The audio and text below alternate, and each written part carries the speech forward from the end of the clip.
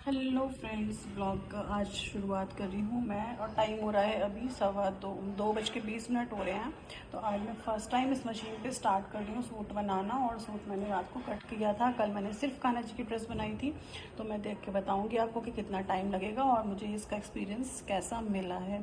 तो ब्लॉग में बने रहिएगा, लास्ट में ज़रूर बताऊँगी और सूट भी दिखाऊँगी कैसा बना है, स्टिचिंग कैसी है, कितनी परफेक्शन आई है, कितनी स्पीड से बना है, सब कुछ बताऊँगी। तो चलिए आज हम बात करते हैं कि मैंने ये वाली मशीन क्यों ख़रीदी थी। तो मैंने ये वाली मशीन तो इसीलिए ख़रीदी थी कि मेरे को ये मशीन बहुत टाइम से चाहिए थी। एक्चुअली मैंने ये बिफ़ोर मैरिज ही बुक कराई थी, लेकिन उस टाइम पे कोई नया मॉडल आने वाला था तो मैंने ये वाली मशीन होल्ड करा दी और उसके बाद मैं इसको आज तक ले ही नहीं पाई, क्योंकि मेरे पास सिंपल मशीन दूसरी आ गई थी। तो बस उसके बाद उसी पे काम चलता रहा और ऐसा मुझे लगता है बहुत सारे लोगों के पास होगा। तो ये जो है हम नॉर्मल मशीन पे काम करते रहते क्योंकि हमारे पास वो घर में अवेलेबल होती है। तो अम्ब्रेला मशीन मेरे पास थी पहले, और सबसे पहले जब मेरी ये वाली मशीन आई है तो ये वाली मशीन आने के बाद मैंने बनाई थी कान्हा जी की ड्रेस, जो ब्लॉग आप लोग देख चुके हैं। नहीं देखा हो तो जाकर ज़रूर देखना, उसमें आपको मशीन का प्राइस पता चल जाएगा, कौन सी मशीन है ये भी उसमें पता चल जाएगा, क्योंकि मैंने उसमें बताया है। लास्ट ब्लॉग ही है, आप जाकर ज़रूर चेक करना। तो यहाँ पर ना मैं अपना ये फ़र्स्ट सूट बना रही थी। जिस दिन मशीन आई थी मैंने इस पर कोई काम नहीं किया, उससे नेक्स्ट डे सिर्फ कान्हा जी की ड्रेस बनाई, क्योंकि मैं ज़्यादा इस पर स्टार्ट नहीं करने वाली थी। जो मेरा रनिंग में चल रहा था, मुझे देना था अर्जेंट में, तो वो मैंने पहले अपना उसी मशीन पर ख़त्म किया। क्योंकि जब हम कोई भी नई चीज़ स्टार्ट करते हैं ना, तो उसमें हमें थोड़ा सा हमें लगता है ना कि कहीं कुछ हो ना जाए, हम धीरे धीरे यूज़ करें, चीज़ें ख़राब नहीं होनी चाहिए, हम पहले देखेंगे सारे फंक्शंस तब हम यूज़ करेंगे।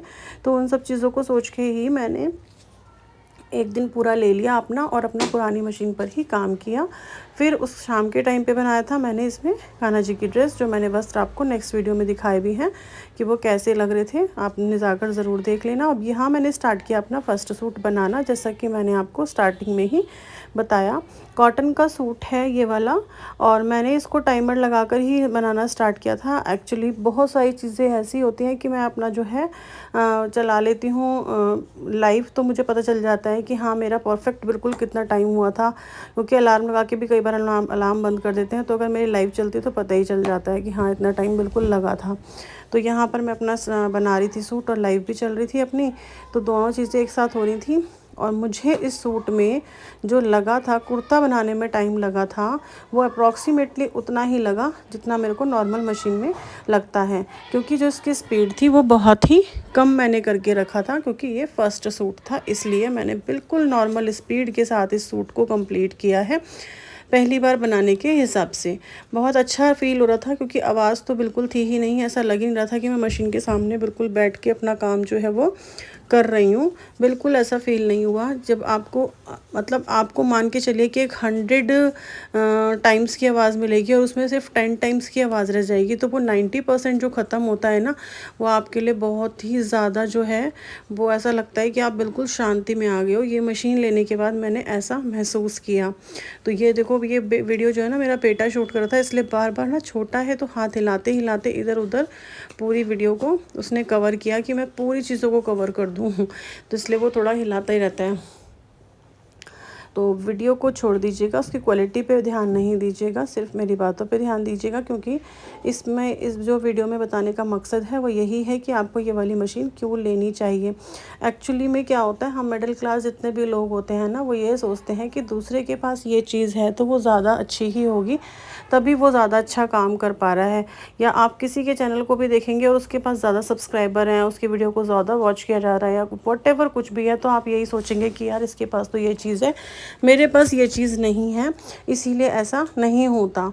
तो ऐसा बिल्कुल भी ना सोचें, क्योंकि आप ना इस मशीन पर भी काम कर सकते हैं और पुरानी जो अपनी अम्ब्रेला मशीन होती है उस पर भी काम कर सकते हैं। दोनों में कोई फ़र्क बिल्कुल भी नहीं है।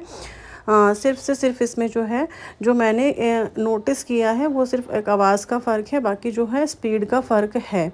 आप इसे स्पीड अपने अकॉर्डिंगली मेंटेन कर सकते हैं। आप धीरे चलाना चाहते हैं धीरे, तेज़ चलाना चाहते हैं तेज़। कहीं पर ऐसा होता है कि हमें सिर्फ सीधी सीधी सिलाइयाँ लगानी है, जैसे सलवार सिल रहे हैं तो बहुत स्पीड से हम सिल सकते हैं, सीधी सिलाइयाँ लगानी है। कुर्ती सिल रहे हैं तो हमें डिज़ाइन बनाना पड़ेगा, तो उसमें हमें थोड़ा कम स्पीड करनी पड़ती है, हम वो भी मेंटेन अपने इसके अकॉर्डिंग कर सकते हैं। और जब आप इस पे काम करते रहेंगे ना तो आपकी स्पीड जो है वो थोड़ा सा बढ़ जाती है। ये बात मैं इसमें आपको ज़रूर कहूँगी, क्योंकि आप इसमें स्पीड मेंटेन कर रहे हैं तो स्पीड भी कम ज़्यादा ज़रूर होगी।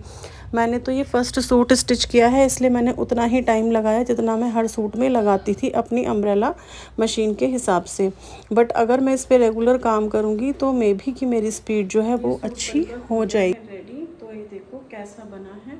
अभी इसको मैंने फिनिश नहीं किया है, बाकी सूट जो है वो बहुत ही ज़्यादा परफेक्ट बना है, स्टिचिंग बहुत अच्छी आई है। ये ब्लैक सूट है तो इस पे ना आपको दिखाई नहीं दे रहा होगा कि हाँ ब्लैक सूट पे किस तरीके की स्टिचिंग आएगी। अगर होपफुली आप तो इसको देख सकते हो सलवार पे, तो मे भी आपको दिख पाए कि सलवार पे कैसे स्टिचिंग है। ये देखो पास से, तो स्टिचिंग जो है वो बिल्कुल परफेक्ट आई है, बहुत अच्छी आई है। और स्पीड की बात करूँ तो आप, मैंने ये वाला सूट जो है वो ना 1500 की स्पीड से बनाया, क्योंकि ये फर्स्ट सूट था तो मैंने ज़्यादा इस पर कुछ किया नहीं है। वैसे तो 2500 तक की स्पीड में इस पर चला लेती हूँ, लेकिन फिर भी मैंने इसको 1500 की स्पीड से ही बनाया है कि मैं पहले स्लो में देखना चाह रही थी कि कैसा बनेगा। तो उसके अकॉर्डिंगली जो स्पीड से बना है, इसमें टाइम लगा है और अप्रॉक्सीमेटली उतना ही लगा है जितना मेरे को नॉर्मल मशीन पे लगता था। तो आपको ये सोचने की बिल्कुल भी ज़रूरत नहीं है कि हम नॉर्मल मशीन पे काम नहीं कर सकते, हम उस पर भी काम कर सकते हैं और वो भी ऐसा ही देती है। लेकिन जो मुझे फ़र्क नज़र आया है वो ज़्यादा से ज़्यादा क्या है, ये सिर्फ एक फ़र्क है कि इसमें बिल्कुल भी नॉइज़ नहीं है, इसकी बिल्कुल भी आवाज़ नहीं है, जिसकी वजह से आपको जो है ना मेंटल प्रेशर आप कह सकते हैं कि बहुत कम रहता है। आवाज़ से अगर आपको इरिटेशन होती है तो वो भी नहीं होती है। तो उन सब चीज़ों से आपको निजात मिल जाएगी।